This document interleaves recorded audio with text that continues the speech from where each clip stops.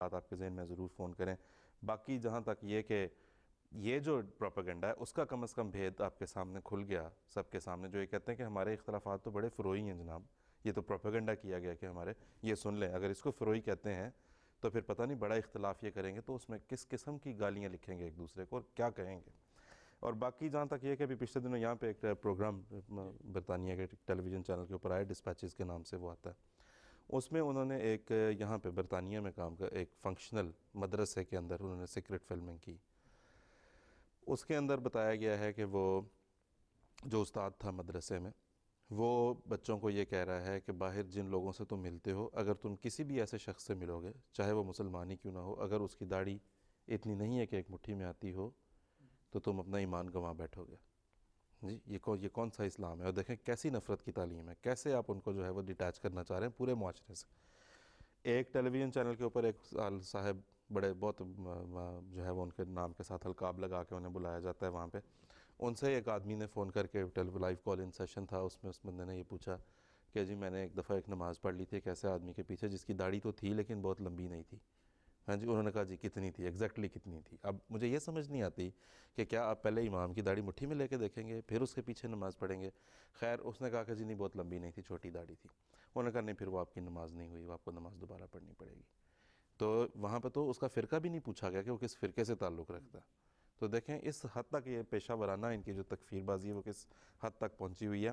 ابھی ہمارے ساتھ امت القدوس صاحبہ ہیں جو سندھ سے پاکستان سے ہمارے ساتھ ٹیلی فون لائن پہ ہیں.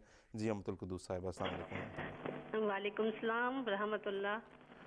جی میرا جی سوال یہ ہے کہ یہ نام نہاد علماء پہلے جماعت احمدیہ پہ غیر مسلم کے فتوے تو لگاتے تھے, جی لیکن آج کل ٹی وی پہ اب یہ کہہ رہے ہیں کہ یہ قادیانی کوئی فرقہ ہی نہیں ہے, ہم تو انہیں فرقوں میں شامل نہیں کرتے, یہ غیر مسلم ہے. جی تو براہ کرم یہ بتائیں کہ اس طرح فرقہ میں شامل نہ کرنے سے یہ حضور پاک صلی اللہ علیہ وسلم کے احادیث سے مبارکہ کے کس حد تک منکر ہو رہے ہیں, پلیز ذرا وضاحت کر دیں.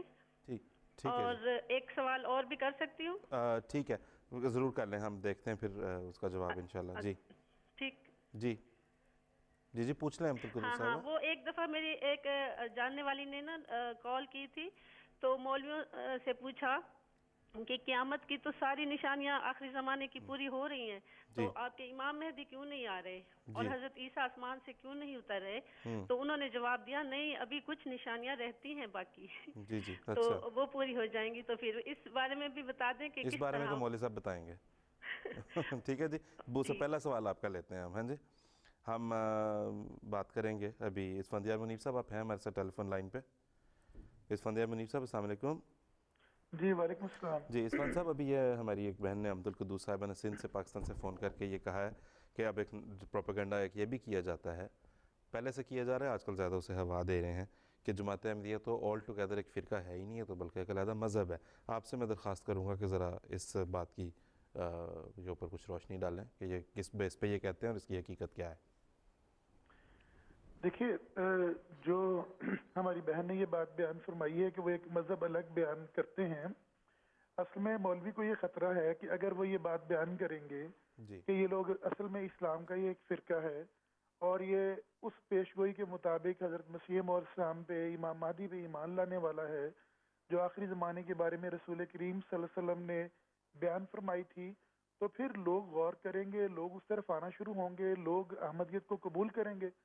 تو مولوی صاحب مولوی حضرات کی تو شروع دن سے اور خاص طور پاکستان بننے کے بعد تو یہ کوشش چلی آ رہی ہے کہ وہ کسی طرح جماعت احمدیہ کو عالم اسلام سے باہر نکال دے, یا اس کو الگ مذہب ثابت کر دے, یا ایک سیاسی جماعت ثابت کرے, یا نعوذ باللہ کوئی دہشت گرد گروہ ثابت کر. تو یہ مختلف ان کے حربے ہیں جس کو وہ جہاں مناسب سمجھتے استعمال کرتے ہیں, اور بیسک ریزن یہ ہے, بنیادی وجہ یہ ہے کہ وہ لوگوں پر یہ ثابت کرنا چاہتے ہیں کہ تم اس طرف نہ آنا ورنہ تمہیں چھوڑنا پڑے گا اپنے تمام عقائد کو اور اسلام کو ترک کرنا پڑے گا.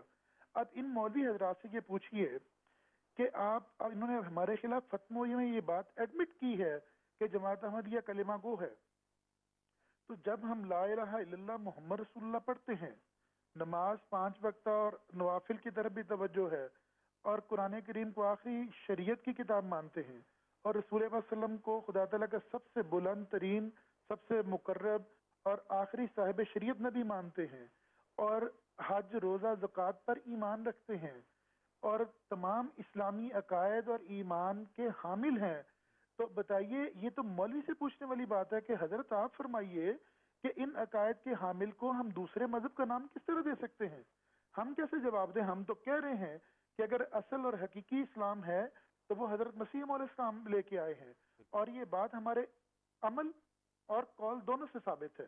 چنانچہ یہ انہی کے تھنکر ہیں بہت بڑے جن کو پیش کرتے ہیں، ہم بھی بہرحال ان کے کوئی اینٹی تو نہیں ہے، علامہ اقبال بہت اچھے شاعر تھے، فلاسفر تھے، وہ کہتے ہیں کہ اسلامی سیرت کا ٹھیک نمونہ جو ظاہر ہوا ہے وہ قادیان میں ظاہر ہوا، فرقہ قادیانی ہے، تو ان کے بڑے تو فرقہ قادیانی کو اسلامی سیرت کا